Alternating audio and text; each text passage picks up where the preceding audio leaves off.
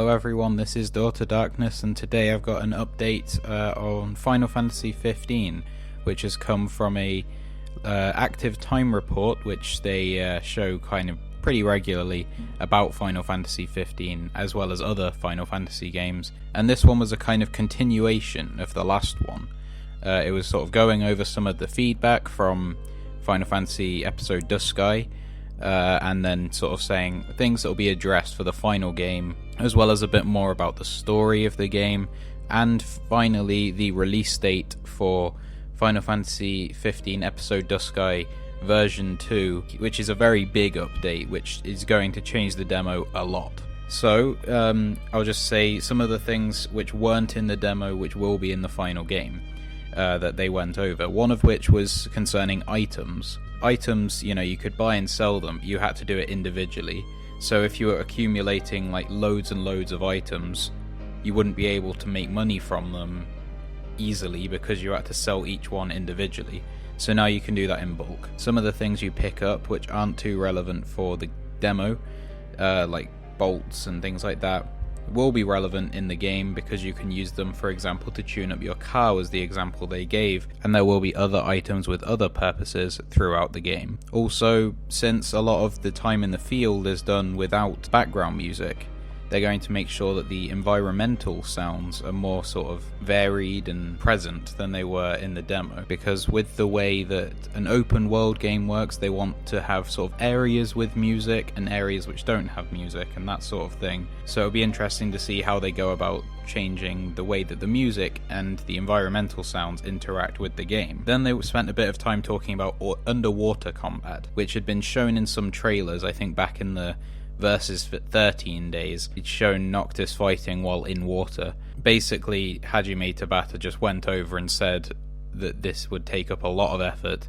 and they'd have to sacrifice something more important to put it in, and that is why this feature of underwater combat is not going to be in the game. However, Hajime Tabata did not rule out later adding underwater combat for DLC. He said if there's a job to be done, he wants to do it. It's just they won't be able to do it for the final game without sacrificing something else.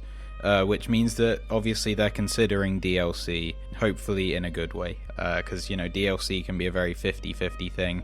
Sometimes it can add a lot to the game, often it takes away from the initial game and forces you to keep paying more and more, and it's milking the consumers to make you have a full game.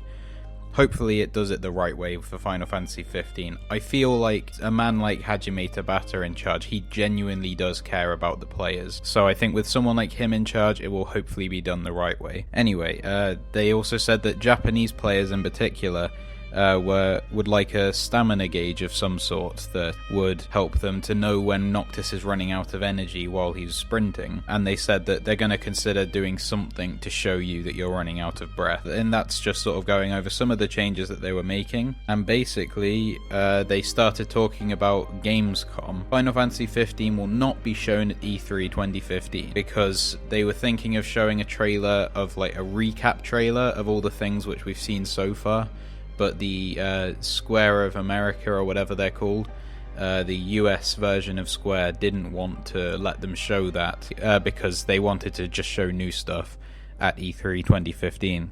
So they're going to show something new at Gamescom in August, which is in Cologne in Germany, and they're going to start their marketing campaign for the official game and the official release of Final Fantasy XV. So that sort of makes you feel that we are getting there.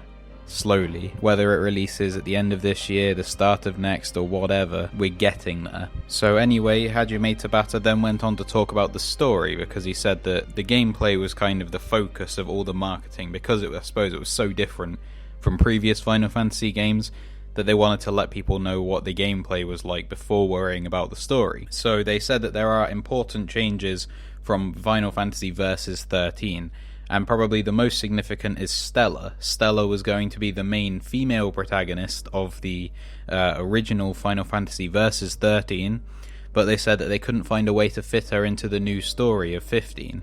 So they replaced her with Luna, who has a slightly different role, and they'll tell us more about that in the future, and of course we'll find out when we play the game. And then he talked about how the initial game was going to start with the city of Insomnia, which I believe is the capital of the kingdom which Noctis is the prince of, and that was going to be attacked in the opening scene and you'd be fighting them with Noctis and so on, but that's not going to be the case anymore. It will be slightly different. Noctis will leave before this attack happens, for one thing. However, he said that some other characters that we've seen, for example a woman with dark hair and a female dragoon, are still going to be in the game somewhere. However, he did say in the end that they wanted to keep sort of true to the story of Final Fantasy Versus XIII, but Final Fantasy XV is a different game. It's a different game completely, but it's just based on Final Fantasy Versus XIII was pretty much the way that they said it. And then after that they showed a tech demo for Final Fantasy XV, which, you know, it continues to look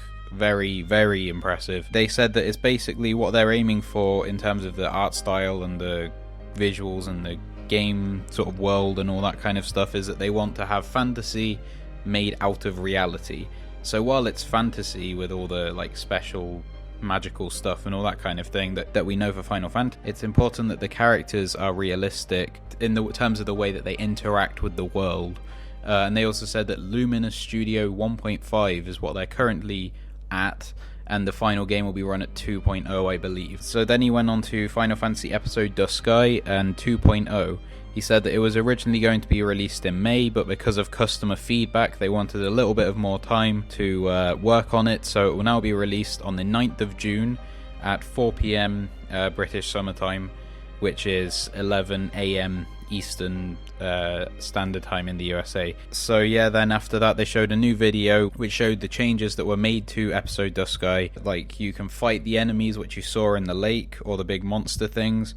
The warping looks a little different, the camera's a bit further out, you get a few new attacks. It looks like the camping's kind of looked into more in terms of like how the camp looks and everything.